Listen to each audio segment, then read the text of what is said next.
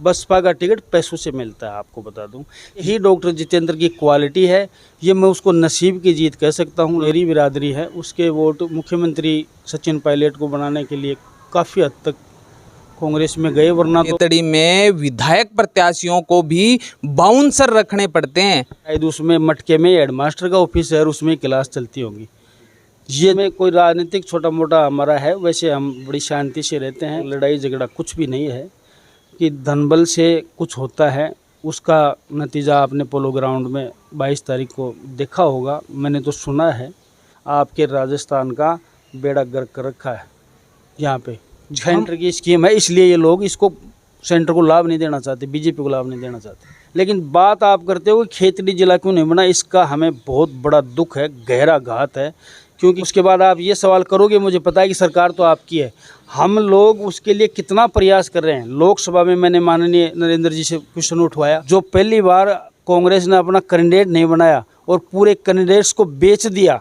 वक्त खड़े हैं खेतड़ी विधानसभा क्षेत्र में और खेतड़ी विधानसभा में अलग अलग प्रत्याशी अपने अपने मैदान में हैं। हम पहुंचे हैं इंजीनियर धर्मपाल गुज्जर के पास। आज उनके उन तमाम सवालों के जवाब जानेंगे और उनकी जीवन शैली के बारे में भी पूछने की कोशिश करेंगे। बने रहिए हमारे साथ। धर्मपाल गुज्जर हैं जो भाजपा के खेतड़ी से प्रत्याशी हैं और भाजपा की ये लोग लंबे समय से तैयारियां कर रहे हैं। सर नमस्कार। नमस्कार जी। इंजीनियर धर्मपाल को राजनीति में आखिर क्यों आना पड़ा? ये जो इंजीनियर शब्द है वो तो मेरी स्वयं की मेहनत से मैंने डिग्री अर्जित की है। और नेताजी शब्द जो आम प्रचलन में है, बहुत लोगों के लिए यूज़ किया जाता है, लेकिन मैं ये बात आपके चैनल के माध्यम से कहना चाहता हूँ कि मेरे लिए ज़्यादा ही ये नेताजी का शब्द यूज़ किया जाता है। वो एक आम धारणा पब्लिक में बन गई। इसमें मैं समझता हूँ कि उन लोगों का प्रेम है, प्यार है। और मैं आपके चैनल आपनो राजस्थान का मेरे आवाज़ पे स्वागत करता हूँ, आपका भी बहुत बहुत स्वागत करता हूँ। डिग्री करने के बाद में राजनीतिक पृष्ठभूमि का परिवार है हमारा। मैंने आवश्यकता महसूस की कि राजनीति में रह के हम जनता की ज़्यादा सेवा कर सकते हैं, न कि एक इंजीनियर के रूप में रह के जीवन यापन करना। तो हम कुछ लोग एक बाउंडेशन के तहत ही हम सेवा कर सकते थे।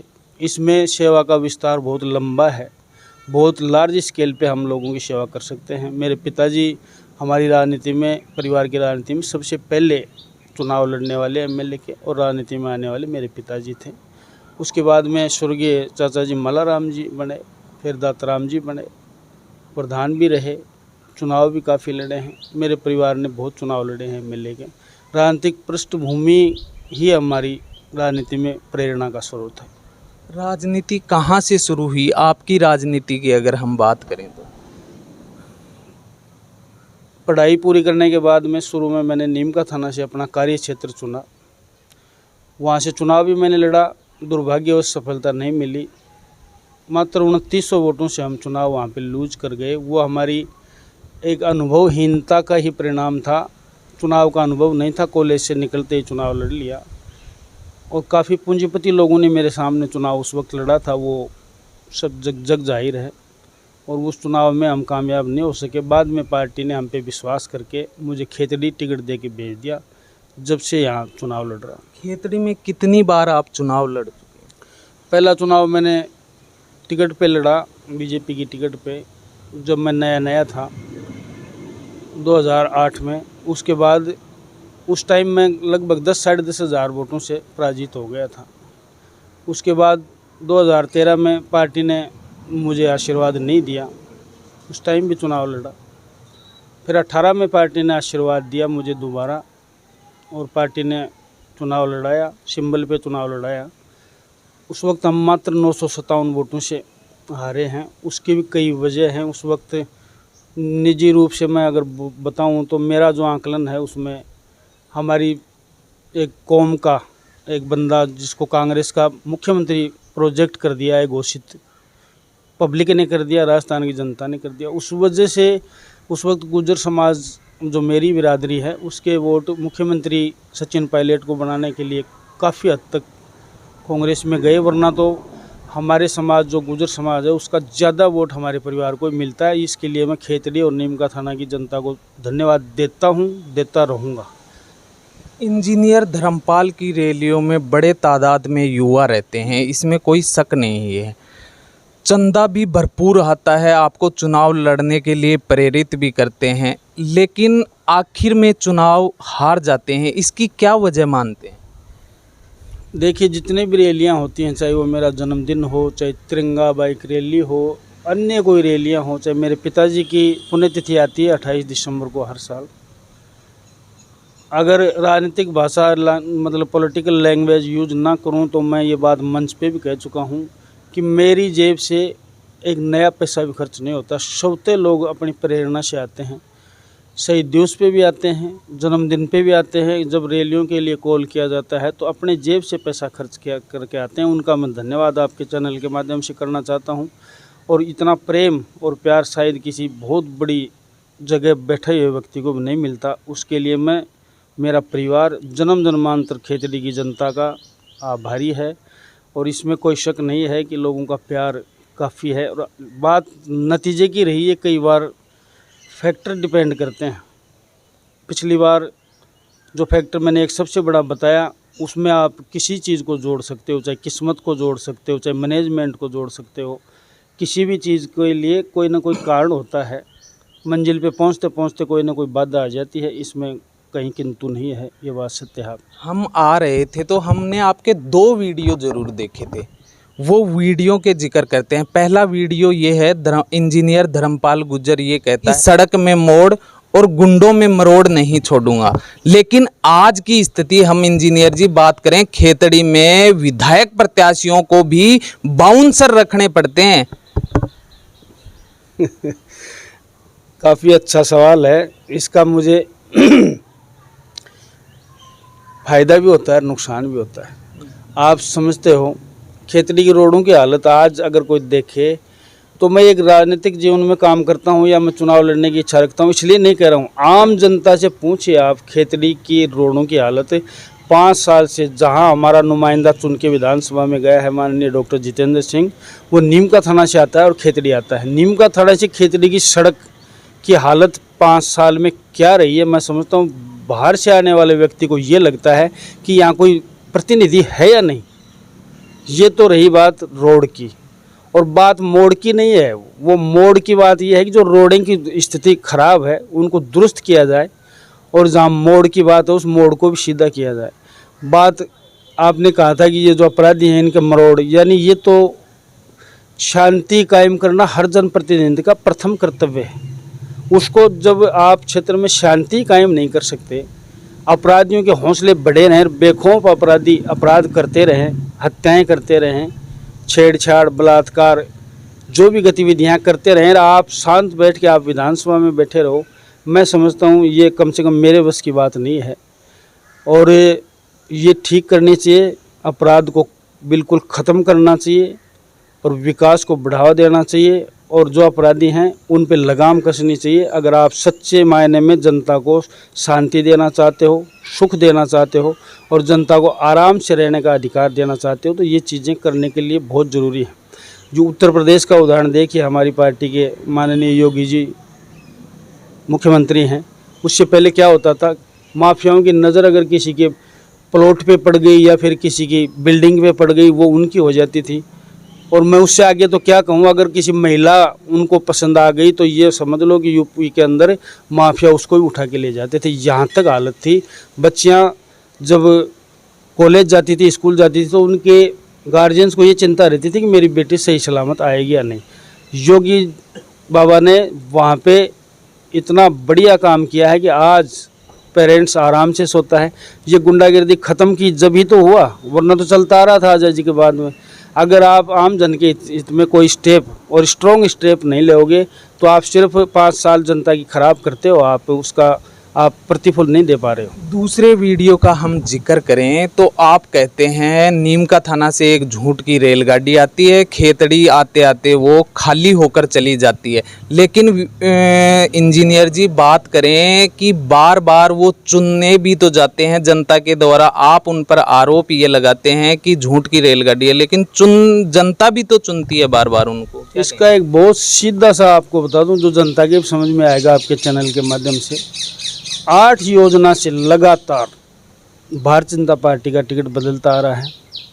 स्वर्गीय मालाराम जी का लोक गमन के बाद में हजारी जी को टिकट मिला। हजारी जी के बाद में हजारी जी काट के बजरंग जी धाबाई को मिल गया। बजरंग जी धाबाई की काट के दाताराम जी को मिल गया। दाताराम जी की काट के भागीर निर्वाण को मिल गया। भागीर निर्वाण की काट के नहीं, दाताराम की काट के फिर 2018 मुझे 8 में मुझे मिल गया। फिर 13 में वापस दाताराम को मिल गया। फिर 18 में वापस धर्मपाल को मिल गया। तो जिस व्यक्ति के वोट का टिकट कटता है तो उसके जो समर्थक हैं, मैं बिल्कुल क्लियर बात करता हूँ, कोई चीज़ घुमा फिरा के नहीं कहता, उसके समर्थक हैं वो नाराज़ हो जाते हैं। फिर वो जिसका टिकट कटता है उसके एंटी वोट डालते हैं। यही डॉक्टर जितेंद्र की क्वालिटी है। ये मैं उसको नसीब की जीत कह सकता हूँ। लगातार 8 बार कैंडिडेट बीजेपी का बदलना और 8वां बार कांग्रेस का उनको ही टिकट मिलना। उनकी खुद की कोई उपलब्धि नहीं है। मैं स्पष्ट शब्दों से बताना चाहता हूँ पूरे क्षेत्रवासियों को, कोई उपलब्धि नहीं है। लास्ट के 6 महीने आना, बाकी सारा काम नीमका थाना से या जयपुर से करना, लोगों से नहीं मिलना। और झूठ की बात तो ऐसी ऐसी है, आप देखिए त्योंदा के अंदर जाइए, एक पत्थर लगा हुआ है 2013 का जिस पे उसका नाम लिखा हुआ है कि स्कूल का उद्घाटन किया, और बड़ा शानदार पत्थर लगा रखा है। वहाँ पे 13 साल से कोई स्कूल नहीं है। दूर दूर तक वहाँ पे एक प्याऊ लगी हुई है, उसमें 2 मटके रखे हुए हैं। शायद उसमें मटके में हेडमास्टर का ऑफिस है और उसमें क्लास चलती होगी। ये झूठ तो प्रैक्टिकल है, आप जाके देख सकते हो तोंदा में। और ऐसी ऐसी झूठें जिनका शायद कोई लेना देना नहीं होता है, ऐसी भी बोली जाती हैं। एक कॉलेज के नाम पे 36 साल वोट ले लेना। कॉलेजें दुनिया में पता नहीं कितनी खुलती हैं देश में। एक पानी की टंकी के नाम पे 15 साल वोट ले लेना, ये विकास है क्या? विकास एक सतत प्रक्रिया है, एवरेल प्रक्रिया है जो कंटिन्यूस चलनी चाहिए according to time and demand. हम गाँवों में जाते हैं तो लोग कहते हैं कि इंजीनियर को हम वोट तो भरपूर देते हैं लेकिन पारिवारिक कलह नहीं दूर कर पाते, इस वजह से नहीं जीत पाते। क्या कहेंगे? देखो, क्या इस बार दूर होगी? प्रयास हमेशा रहते हैं। 2018 में भी सब सगे संबंधियों ने गांव बस्ती में बैठ के प्रयास किए थे, लेकिन उसका नतीजा सफलता में नहीं बदल पाए। वार्ता के द्वार हमेशा खुले रखने चाहिए, कभी भी किसी से वार्ता बंद नहीं करनी चाहिए। कम्युनिकेशन गैप कभी लाइफ में नहीं रखना चाहिए। आप किसी से दूरी बना लोगे तो वो दूरियां बढ़ेंगी, कम नहीं होंगी। तो परिवार में कोई राजनीतिक छोटा मोटा हमारा है, वैसे हम बड़ी शांति से रहते हैं। संस्कारी परिवार है हमारा। हमारे वैसे कोई केस बाजी लफड़े या लड़ाई झगड़ा कुछ भी नहीं है। राजनीतिक कुछ महत्वाकांक्षाएं हैं जिनके चलते थोड़ा लोगों में दिखता है कि ऐसे, और वो होता भी है।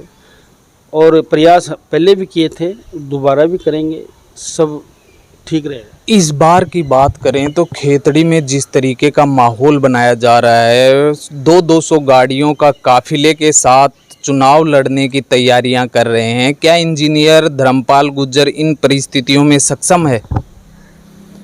देखिए, मुझे तो चुनाव लड़ाती है जनता, और पैसे की जहाँ बात आती है तो कोई ये ज़माना ऐसा नहीं है कि पैसा चुनाव में जितना वाजिब होता है उतना खर्च किया जाता है, और करना भी चाहिए और करें भी गई।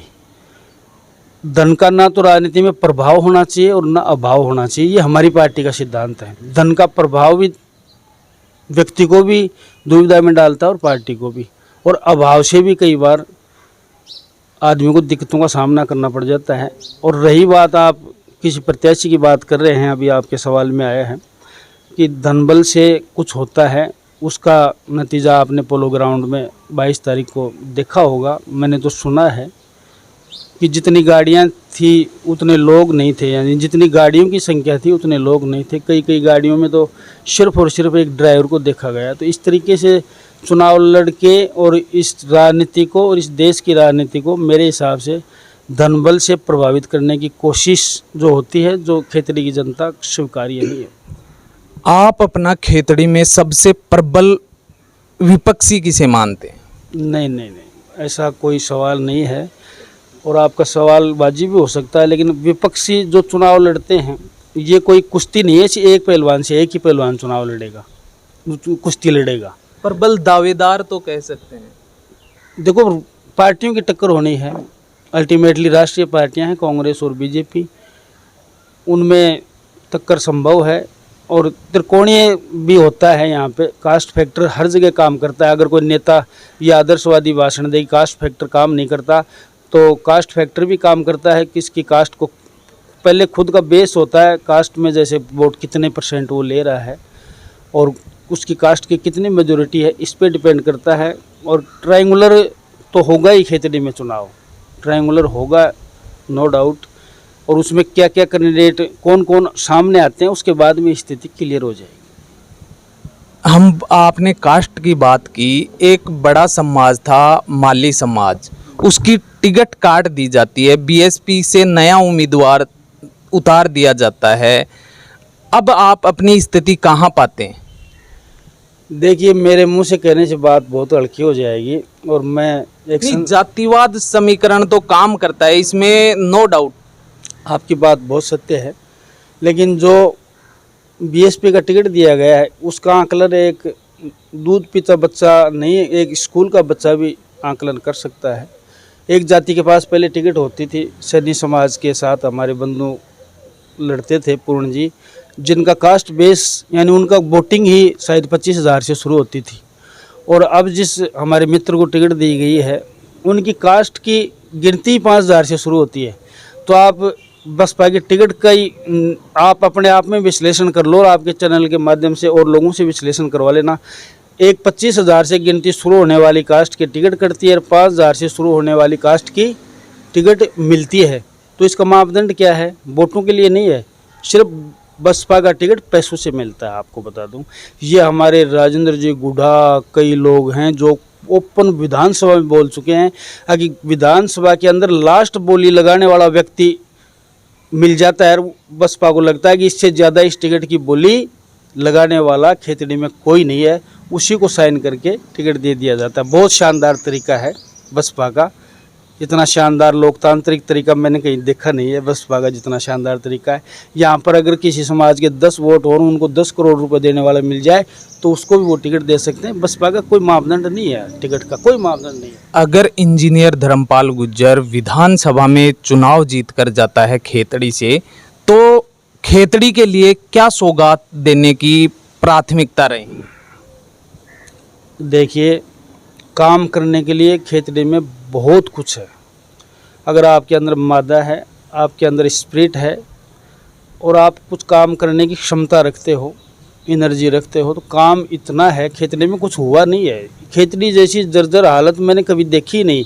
ये मैं इसलिए नहीं कह रहा कि मैंने चुनाव लड़ना है और मैं एक राजनीतिक पार्टी से हूँ। आप कल्पना कीजिए, आप खुद अपनी गाड़ी लेके दूसरी तहसील में घुसिए, जहाँ से खेतड़ी की रोड शुरू होती है वहाँ पता लग जाता है खेतड़ी आ गई। आज इतना बड़ा हॉस्पिटल उसके साथ चले हुए अजीत हॉस्पिटल है हमारा, जिसकी ये मान लो कोई जुखाम बुखार से ऊपर का इलाज नहीं है, रेफर दिया जाता है। हमारे पड़ोस में नीम का थाना भी तहसीली है, तहसील हेडक्वार्टर ही है, अब जिला हेडक्वार्टर बना है। वहाँ पे हमारे जो क्षेत्र के लोग हैं वहाँ जाते हैं या नारनौल जाते हैं। दूसरा देखिए, शिक्षा की स्थिति ऐसी है, नाम बदल के अंग्रेजी मीडियम कर दिया, लेकिन अध्यापक वही हैं, स्टाफ वही है। उसको सिर्फ नाम बदलने से गुणवत्ता की शिक्षा थोड़ी मिली है। शिक्षा देख लो, चिकित्सा देख लो, रोड देख लो, और पानी में जो भागीरथ बने फिरते हैं, मैं समझता हूँ यहाँ का 70% जो एरिया है पानी के लिए त्राई है। रोज़ मटके फूटते हैं, रोज़ धरने प्रदर्शन होते हैं, वो आप चैनल के माध्यम से देखते भी होंगे, अन्य किसी चैनल के माध्यम। उनका दावा तो ये है कि झुंझुनू जिले में कुंभाराम लिफ्ट परियोजना का पानी नहीं आया, खेतड़ी में पानी तो आया है। मैं कहता हूँ उस वक्त 3 तहसील ली गई थी, आपके ज्ञान के लिए बता दूँ, उसमें खेतड़ी भी थी, झुंझुनू भी था। उसके बाद उन्होंने चुनाव से जस्ट पहले 2013 के चुनाव से जस्ट पहले यहाँ हमारे बंदा बीथर बोलते हैं, वहाँ पे शिलान्यास किया था। पूरे क्षेत्र को बताना चाहता हूँ, मैं पूरे लोगों को बताना चाहता हूँ। उसके बाद में हमारी सरकार आई, काम पूरा 995 करोड़ लगे चाहे 1000 करोड़ लगे, पूरा काम हमारी भारतीय जनता पार्टी के समय में हुआ। और दूसरा एक जो मैं झूठ की रेलगाड़ी की बात बता रहे थे ना आप, जल जीवन मिशन है, एवरीबडी नो अबाउट जल जीवन मिशन JJM। ये केंद्र की स्कीम है, जल शक्ति मंत्रालय की स्कीम है। माननीय गजेंद्र सिंह जी शेखावत हमारे मंत्री हैं इसके जल शक्ति मंत्रालय, उनकी स्कीम है, उनने पास किया है। सारा पैसा सेंटर से आया है, कुछ स्टेट को मिलाना पड़ता है। स्कीम तो सेंटर की है ना, लेकिन यहाँ पे जनता को गुमराह करने के लिए हर जगह पाइप हाथ में लेके कहीं शिलान्यास कर रहे हैं, कहीं उद्घाटन कर रहे हैं। अरे भैया, आपका कोई लेना देना ही नहीं है इससे, सेंटर की स्कीम है, सेंटर का पैसा है, वहाँ पे आप झूठ बोल के इसको अपनी बताना चाहते हो। इससे बड़ा उदाहरण हो क्या सकता है? ये आपकी स्कीम बता रहे हो आप, मैं शब्द जो यूज़ करते हैं हमारे माननीय विधायक, मैं आपके लिए पानी लेके आया हूँ, तो मैं समझता हूँ आप हरियाणा में भी चल रही है, आप लेके आए हो, गोवा में भी चल रही है, आप लेके आए हो, इवन दैट पूरे हिंदुस्तान में ये चल रही है, तो आपके डॉक्टर जितेंद्र थोड़ी लेके आए हैं। ये सेंटर की स्कीम है और यहाँ की सरकार की उदासीनता की वजह से ये काम ठप पड़ा है, वरना कई जगह 100% काम कंप्लीट होकर सर्टिफिकेट चला गया जल शक्ति मंत्रालय में। मेरी गजेंद्र जी से अच्छी बैठाउट है और वो मुझे बहुत स्नेह करते हैं, शेखावत जी। उन्होंने मुझे बताया कि मेरे पास गोवा का प्रमाण पत्र आ गया, 100% काम कंप्लीट, फलानी जगह का 90% काम कंप्लीट, आपके राजस्थान का बेड़ा गर्क कर रखा है। यहाँ पे सेंटर की स्कीम है, इसलिए ये लोग इसको सेंटर को लाभ नहीं देना चाहते, बीजेपी को लाभ नहीं देना चाहते। हम बात करें, हम जब गाँव में निकलते हैं तो चर्चा ये भी होती है कि पक्ष ने तो काम किया ही नहीं, विपक्ष भी अगर एकजुट होकर जिला बनाने के लिए संघर्ष करता, विरोध प्रदर्शन किया, लेकिन अगर लंबे समय तक करते तो जिला बन सकता था खेतड़ी। जिले बनाना एक राज्य सरकार का विशेष अधिकार है और इस वक्त कांग्रेस की गवर्नमेंट है। जिन माननीय सदस्यों ने गहलोत से मांग की, विधानसभा में मांग की, किसी भी माध्यम से मांग की, तो उनके जिले बने हैं। हमारे स्थानीय विधायक ने मांग करना तो दूर, वो तो मुख्यमंत्री के सलाहकार हैं, उन्होंने मांग नहीं की। बिल्कुल मांग नहीं की, उल्टा लिख के दिया कि हम नीमका थाना को जिला बनाने में रजामंद हैं। श्री माधोपुर के विधायक ने भी लिख के दिया, जिन्होंने विरोध किया उनके हट गए। महादेव सिंह जी खंडेला ने विरोध किया, पूरा खंडेला हट गया। हमारे क्षेत्र को जिला बनने में नो डाउट मैं कभी घुमा फिरा के लोगों को गुमराह नहीं करता, बहुत ज़्यादा क्षेत्र को सहूलियत है। लेकिन बात आप करते हो खेतड़ी जिला क्यों नहीं बना, इसका हमें बहुत बड़ा दुख है, गहरा घात है, क्योंकि खेतड़ी जयपुर के बाद में सबसे बड़ी राजपूताना रियासत होती थी, जिसके अंदर 555 गाँव की रियासत थी। आपको बताऊँ, बीकानेर तक की कुछ एरिया आता था, शाहपुरा तक का, कोटपुतली भी हमारे अधीन आती थी।